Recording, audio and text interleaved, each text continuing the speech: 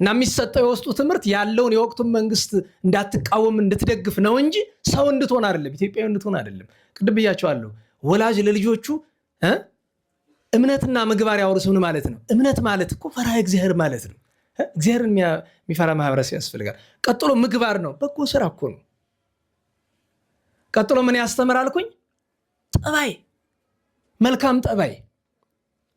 ቀጥሎ የስራ ባህል። ኢትዮጵያ ውስጥ በአብዛኛው ሀብታም የሚባለው ዲግሪ ያለው ነው የሌለው ነው? ገንዘብ ፈልገህ ከሆነም እኮ ዲግሪው መንገድ አይሆንም። በእውነቱ ዲግሪ አትያዙ እያልኩ አይደለም፣ ለፎርማሊቲው ያዙት፣ ችግር የለው።